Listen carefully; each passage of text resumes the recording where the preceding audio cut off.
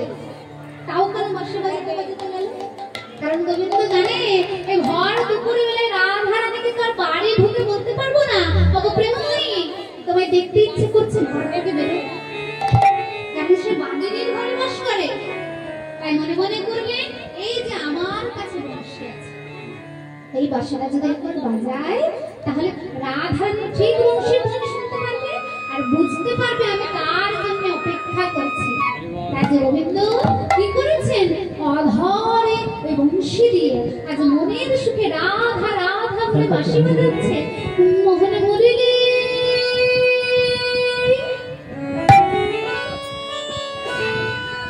মোহন মুরলী বাজায় নন্দলালা ভজ রাধে গোবিন্দ গোপাল। মোহন মুরলী মোহন মুরলী মোহন মুরলী বাজাই নন্দলালা রাধে রাধে গোবিন্দ গোপাল।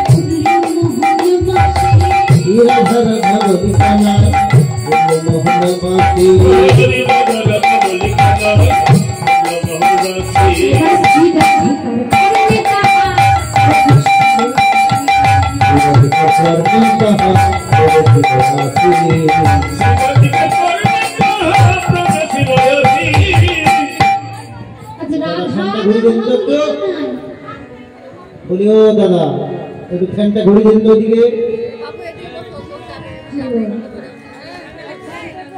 রাধা রাধা বলে কানায় পুরিল মোহনবাসী, যেই বাসতে রাধা রাধা বলেছে। একটা বলি দাও ওইদিকে দাও না। হ্যাঁ ঠিক আছে আওয়াজ যে বাঁশি বাজিয়েছে ওই ত্রিভুবন মুখরিত করা বংশীর ধ্বনি, সকলের সাথে সাথে শ্রীমতী রাধা রানীর কণ্ঠে আর একবার গোবিন্দ যার নাম ধরে বাঁশি বাজায় সে চাইলেও নিজেকে ঘরে স্থির রাখতে পারে। সব কিছু পরিত্যাগ করে গোবিন্দ চরণে গিয়ে লুটাতেই হবে। শুধু রাধা রানী না, ভগবান একদিন আমাদের প্রত্যেকের জন্য বাঁশি বাজায়। যেদিন জেঠিমার জন্য বাঁশি বাজিয়েছিলেন সব কিছু পরিত্যাগ করে গোবিন্দ তোমার হলাম বলে তার চরণে গেছে। একদিন আমার জন্য বসে আছে, আপনাদের প্রত্যেক জনের বসে আছে। সেদিন কেউ চাইলেও আর ঘরে থাকতে পারবে না। এই যে আমার ঘর, আমার বাড়ি, আমার মা, আমার বাবা, আমার আত্মীয়, আমার পরিজন, আর কিচ্ছু থাকবে না। মহাজনা বলেছেন, আমি আমি করি বুঝিতে না পারি, আমাতে আছে কি রতন। আর যার শক্তি বলি বেড়াই চলে বলে, যার অভাবে হবে একদিনের পতন, সে আমাকেই আমি চিনতে পারলাম। আর দিনটা আমরা আমার জন্য এত পয়সা রোজগার, আমার জন্য এত সম্পদ গোছানো, একবার হরির নাম করে একবার যদি হরি সম্পদ গোছাতে পারি, সেই সম্পদে কি হবে? আবার পদে যদি আসতে পারি, ভগবানের সাথে করে পাঠিয়ে দেবে। আমরা বলি না আমাদের কি আছে, আমরা কি নিয়ে যাব আর কি নিয়ে আসবো? আমরা কিচ্ছু নিয়ে যাই না আর কিচ্ছু নিয়ে আসি না। আমরা নিয়ে যাই, আর যা নিয়ে যাই তাই নিয়ে আসি। যতটুকু হরি নাম করে রেখেছি সবটুকু নিয়ে যাই। ভগবান একেবারে গুণে গেছে, একেবারে নিত্যি দিয়ে, মানে যাদের সন্না মাপা হয়, মানে ধুলোর এক সন্নাও করে থাকবে না, সবটুকু দিয়ে পাঠাবে। যা পুণ্য করেছে তাও দিয়ে পাঠাবে, আর যা কুকর্ম করে রেখেছি, মানে পাপ করে রেখেছি, কি মনে করছো ওইগুলো থেকে যাবে? ওইগুলো শুদ্ধ দিয়ে পাঠাবে, কিচ্ছু করে থাকবে না। যদি পাপ করি তার ফল ভোগ করতে হবে। এখন ধরে নিন কেমন জানেন তো, এক মহাজন, আমি মহাজনের মুখে শুনেছি, এক পাত্রে বলছে কড়াইতে আমরা রান্না করছি, ধরে নিন একটা সবজি রান্না করছি, আলুর তরকারি, ধরে নিন আলুর তরকারি রান্না করছি। তখন আলুর তরকারিতে যদি নুন বেশি দিয়ে ফেলি, ধরে নিন বেশি দিয়ে ফেলেছি, অনেক নুন বেশি দিয়ে ফেলেছি, আমি বুঝতে পেরে গেছি নুন বেশি দিয়ে ফেলেছি, বুঝতে পেরে গেছি বলে কি সেই তরকারিটা আস্বাদন করবো, আমার নুন লাগবে না? তরকারিতে লবণ লাগবে না? আমি লবণ বেশি দিয়ে ফেলেছি, আমাকে আস্বাদন করতে হবে বেশি লবণ, বেশি লবণওয়ালা সবজি। তাই পাপ করে ফেলে মনে করছে এই রে, এই কাজটা আমি পাপ করে ফেলেছি, তার মানে কি ওর ফল আমার ভোগ করতে হবে না? যা করেছি কাজ তার ফল প্রত্যেককে ভোগ করতে হবে। তাই প্রত্যেকে সচেতন হয়ে যাবে, ভগবানের চরণে একবার ভগবান বলেছেন না, মহাজন বলে গেছেন, ভগবান হচ্ছে সমস্ত পাপের চোর, শুধু তার চরণে শরণাগতি হতে হবে। অনেক জন্মার্জিত পাপ চৌরং চৌরাগ্য গণ্যং পুরুষং নমামি। আমরা বলে থাকি পুরুষোত্তম মাসে এই শ্লোকটা দিয়ে থাকি, বলি না, ব্রজেস্য প্রসিদ্ধং নবনীত চৌরং চৌরাগ্য গণ্যং পুরুষং নমামি। অনেক জন্মার্জিত পাপ চৌরং চৌরাগ্য গণ্যং পুরুষং নমামি। 6 বছর অন্তর অন্তর পুরুষোত্তম মাস হয়, সেই মাসে এই শ্লোকটা আমরা বলি। মহাজন কি বলেছে? ভগবান হচ্ছেন অনেক অনেক জন্মের পাপ চুরি করে নেওয়ার চোর। এই যে একটু আগে বললাম, পাপ করলে পাপ কানুন কি বলি, কাকে ছাড়ে না? ছাড়বে। কখন? একবার যদি ভগবানের চরণে লুটিয়ে ধরি, ওগো দয়াময়, এই বৈষ্ণব মহাজন বলেছেন তুমি হচ্ছে অনেক জন্মার্জিত পাপ চৌরং। একটা দেখো, আমি তো তোমাদের জীবনে কোনো কিছু দিতে পারি না, সারা জীবন জুড়ে এক জন্ম নয় বহু জন্ম ধরে বহু বহু পাপ করে একেবারে পাপের পাহাড় বানিয়ে দিয়েছে। আজ তোমার চরণে এসেছি। শুনেছি তুমি তো বহু জন্মান্তরের পাপ ছুটি করলাম। আজ কৃপা করে তুমি আমার হৃদয়ের সমস্ত পাপ ছড়ায় একবার যদি বলে যায় আর মনের জল পরিষ্কার করা যায়, ভগবান সে পাপ হরণ করে। সত্যি বলছি, চেষ্টা করে দেখবেন। এই মানব জীবনে বারে বারে পাবো না, এই একবার পেয়েছি মানব জন্ম, যা করেছি ছেড়ে এইভাবে সময় হয়েছে ভগবানের চরণে আসা। যা দিন সময় হয়েছে ভগবানে ডেকে নিচ্ছে, কাকে কোনো বয়স দেখে না, যখন তখন যাকে তাকে ডেকে নিচ্ছে। আজ দাঁড়িয়ে আছি, পরে নাও দাঁড়িয়ে তাই যেই রাধারানীর ওই নাম ধরে বার্ষিক বাজিয়েছে, রাধারানী বসেছিলেন সখী বেষ্টিত হয়ে কৃষ্ণ আলাপন করছিলেন। যেই গোবিন্দের ওই বংশীর ধ্বনি রাধারানীর কর্ণে এসে প্রবেশ করল, রাধারানী স্থির থাকতে পারছে। ওরে ললিতা, ওরে অভিষেক,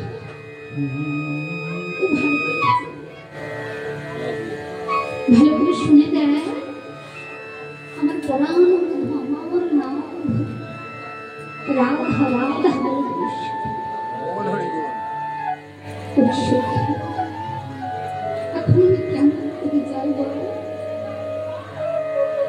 ঘরে রয়েছে আমার শাশুড়ি ননদিনী, যারা কৃষ্ণ প্রেমীর বাণী।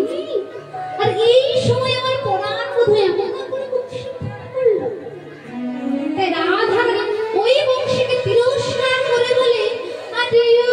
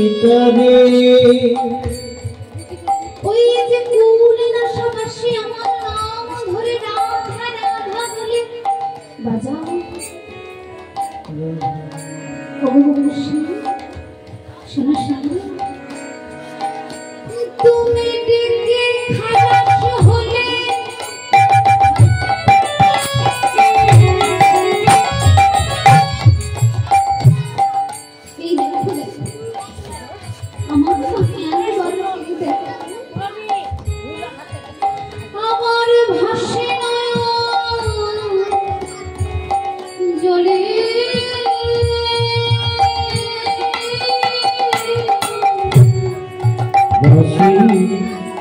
দেখানা শুনে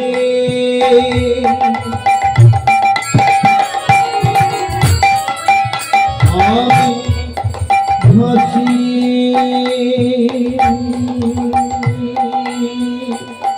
নয়ন জলে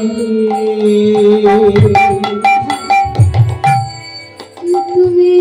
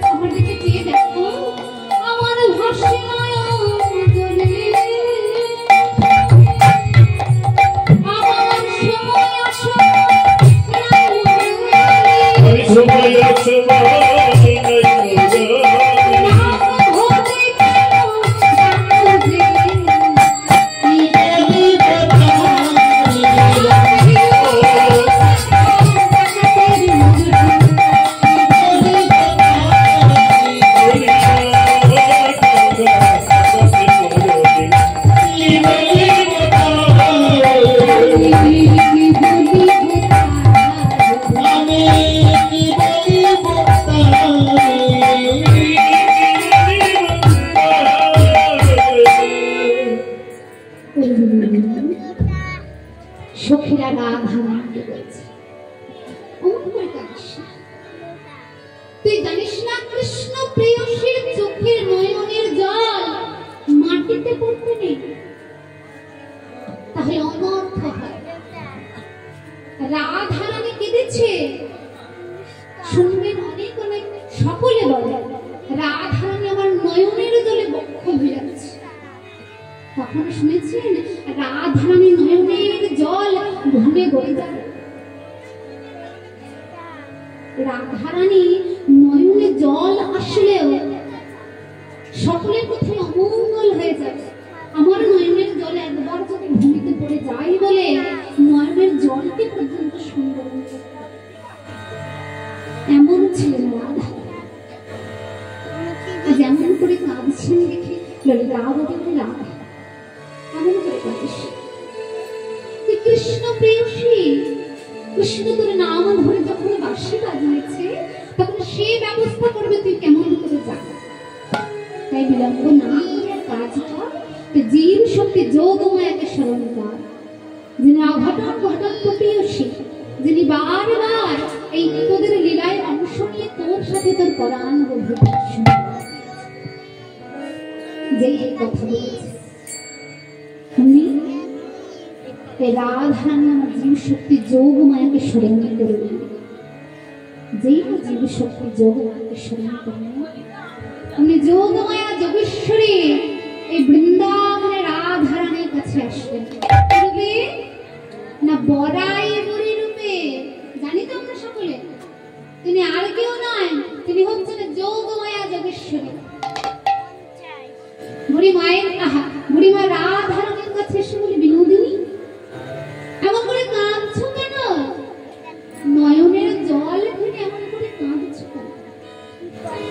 রাধারানী বলে, বুড়ি মা গো, আমি তোমাকে কেমন করে বলি কেন আমি নয়নের জল ফেলে ফেলে এমন করে কাঁদছি?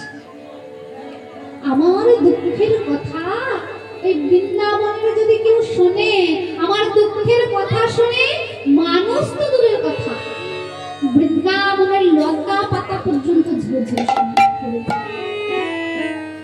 শুনবে বুড়ি মা। তবে শোনো বুড়ি মা,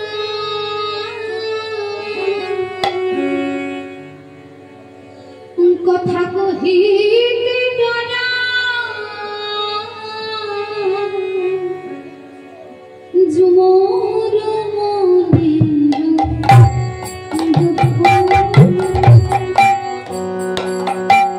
বুড়িমা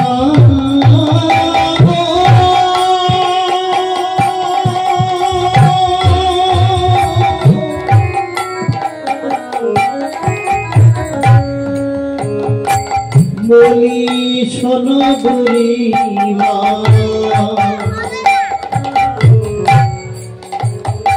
কথা কহিতে ডোরা শোনো বুড়িমা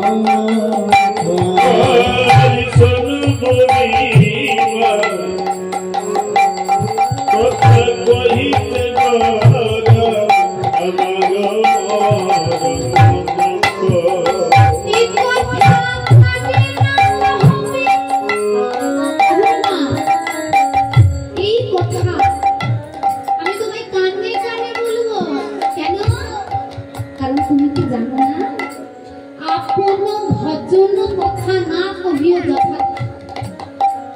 নিজের ভজনের কথা সবার সামনে চিৎকার করে বলতে হয় না। তাই বুড়ি মা শোনো শোনো এই কথা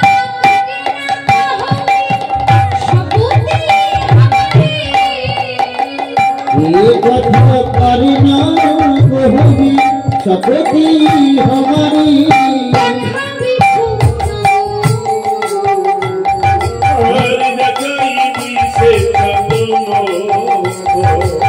দেখাইবি সাধু বলো না পা করে বলো আমায় দেখাইতে কি পারবে মোরা আমায় দেখাই কি পাইবি গোরা আমায় দেখাইতে কি পাইবি গোরা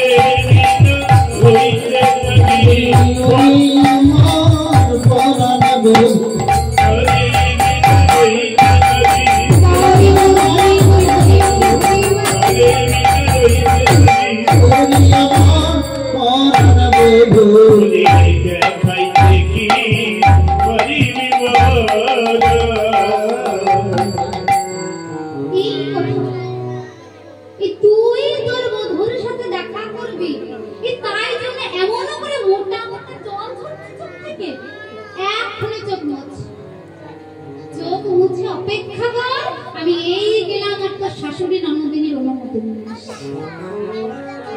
এই বলে বুড়িমার বিলম্ব না করে ওই যশোদা জটিলা ভবনের সামনে দিয়ে যাচ্ছে আর চিৎকার করে ডাকছে বলে ও জটিলে হ্যাঁ রে জটিলে কি হলো এই বাড়িতে আছিস আছি জটিলাকে বলছে হ্যাঁ জটিলা বাইরে বেরিয়ে দেখতো কার এত বড় সাহস বৃন্দাবনে এই আমার নাম ধরে ডাকে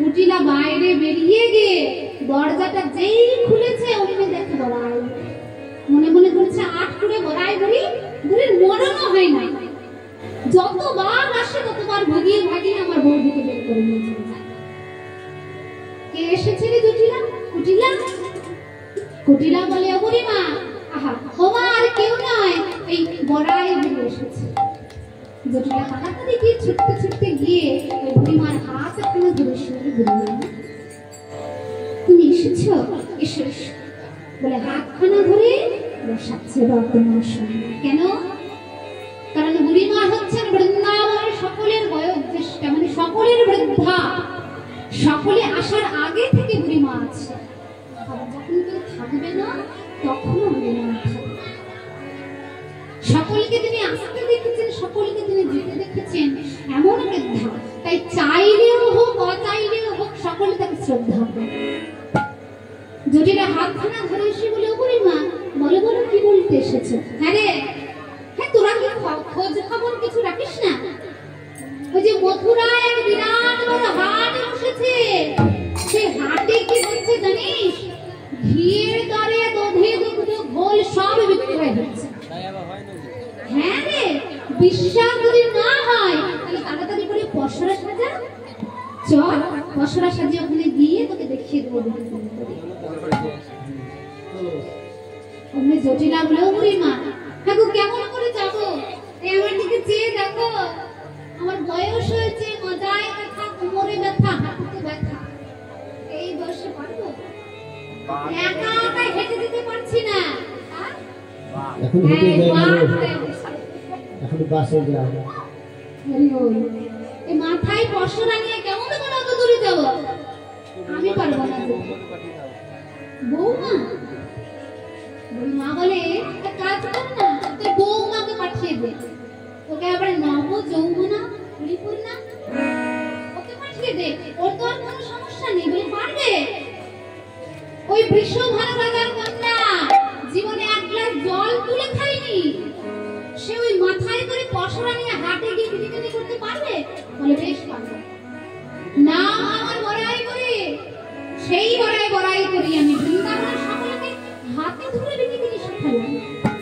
আজ তোর বৌমায়ের সময় এসেছে, প্রস্তুত হতে করে আমি তাকে নিয়ে গিয়ে বিক্রি শিখি। উঠি না মা বলে কুটি লাগে পাঠালে খারাপ হবে না। খারাপ হবে না তো শোনা, কুটি লাগে পাঠালে কি হবে জানা? আমার মেয়ের এমন গুণ, ও কি করে জানা? ও কাঁচা মাসে ধরায় গুণ, এমন ক্ষমতা। আবার ও জলেতে লাগায় আগুন, পারবে? এমন বিপরীত বিপরীত কাজ করলে হবে না, কারণ কৃষ্ণ ভজন সব সময় অনুকূলে। ওই শাশুড়ি মায়ের অনুমতি নিয়ে ওই বুড়ি মা এসেছেন, রাধারানীকে বলছেন বিলম্ব না করে তাড়াতাড়ি করে পশরা সাজা, পশরা সাজা, চল বিক্রি করে ছলা করে তোর বধূ দর্শন করে আসে। রাধারানী আমার পশরা সাজাচ্ছে, চার রসের পশরা, দধি দগ্ধ ঘৃত আর ঘন। এই গেল বাইরের পশরা। রাধারানী অনেক আগে থেকে আরেকখানি পশরা সাজিয়ে রেখেছে।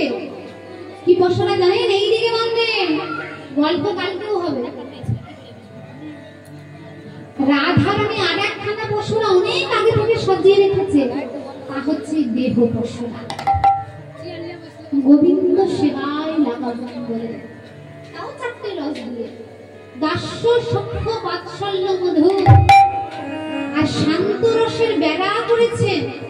বেড়া আমরা মাথায় করে যদি কোনো কিছু নিয়ে যাই, বেড়া দিই না, তুলে না যায় পশরাটা, ঠিক সেই জন্য। তাই আমাদেরও যদি সেবা দিতে হয় ভগবানকে, এই রাধারানীর মতন করে দেহ পশরা সাজাতে হবে। আর কোন সময়? মহাজন পরিষ্কার করে বলে দিচ্ছেন মধ্যাহ্ন সময়, যখন তখন নয়। মধ্যাহ্ন সময় মানে আমাদের জীবনের মধ্যাহ্ন সময় মানে যৌবনকাল। সেই সময় পশরা সাজাতে হবে আর গোবিন্দ সেবায় লাগাতে হবে, কারণ সেই সময় গোবিন্দ সেবার জন্য পশরার যা যা দ্রব্য তা পরিপূর্ণ পরিপুষ্ট। তাই রাধারানীর বিলম্ব না করে তাড়াতাড়ি করে কেমন করে চলেছেন। আজ সখী বেষ্টিত হয়ে চলেছেন ওই বৃন্দাবনের যেইখানটায় বিকিনি হচ্ছে, সেই পথে মহাজন বলছেন দেখো দেখো আজ দধি দুগ্ধ ঘৃত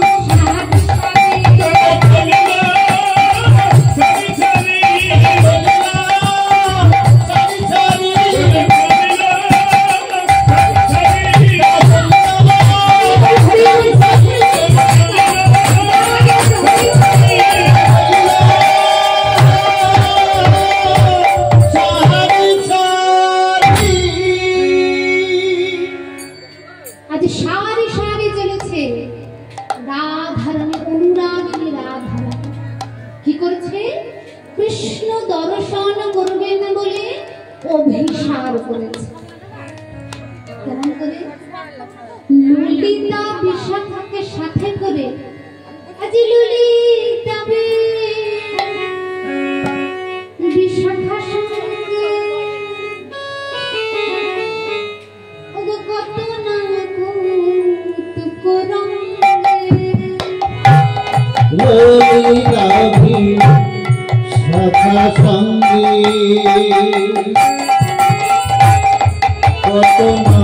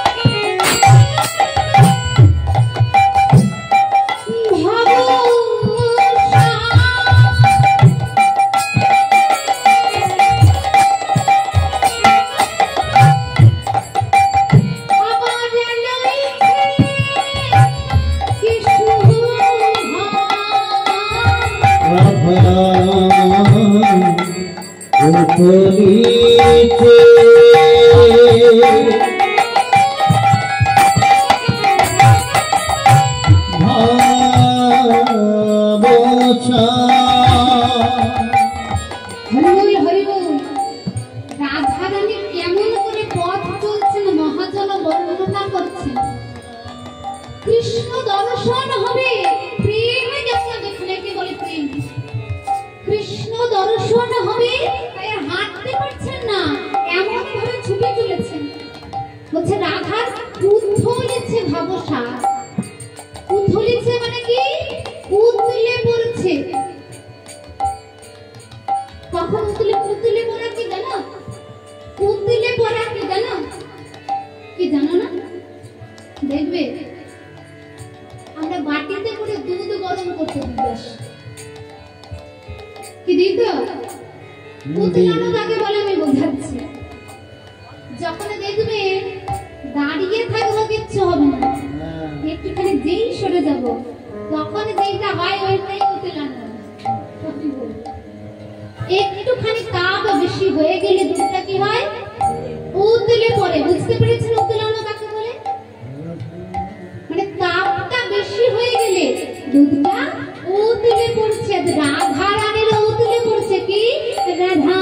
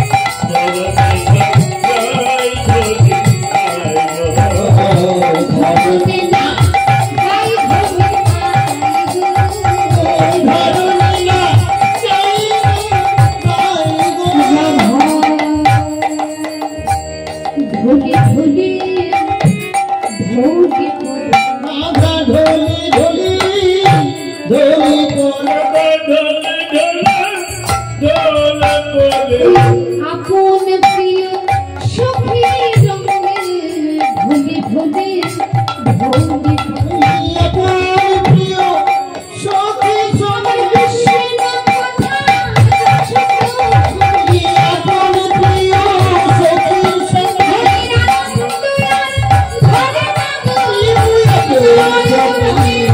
সঙ্গে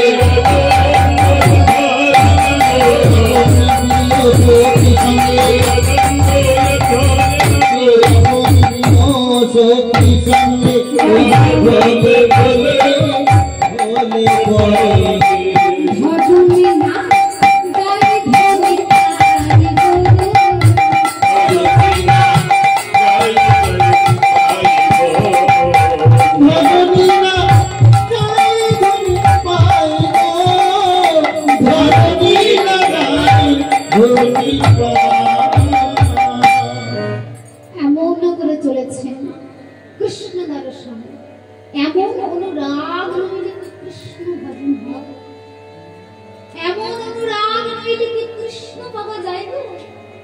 কৃষ্ণ পেতে গেলে এমন অনুরাগ মহাজন বলছিল গো বিনোদিনী, ভালো করে চেয়ে দেখো, ওই মথুরার দিকে যেতে আর পথ নাই, আর পাতিয়া মঙ্গল ঘটে বসেছে।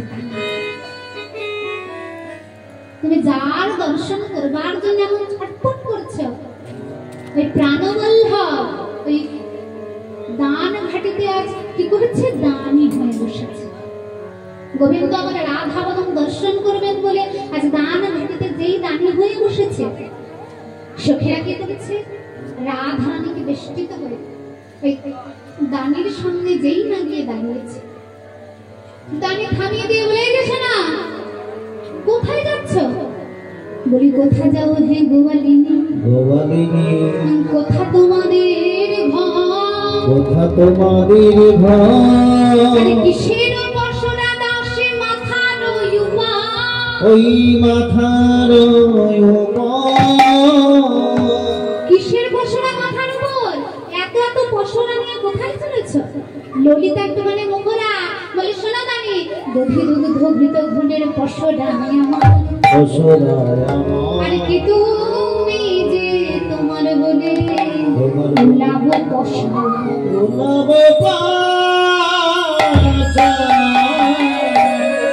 কে তুমি?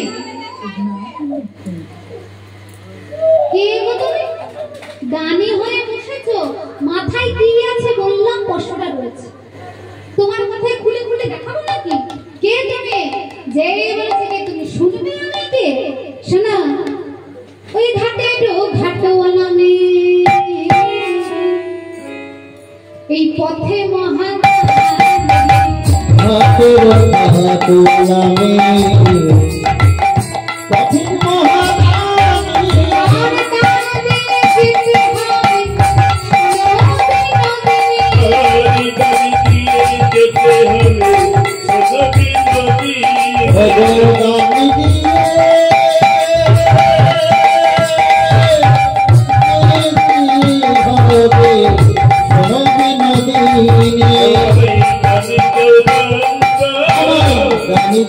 Gaani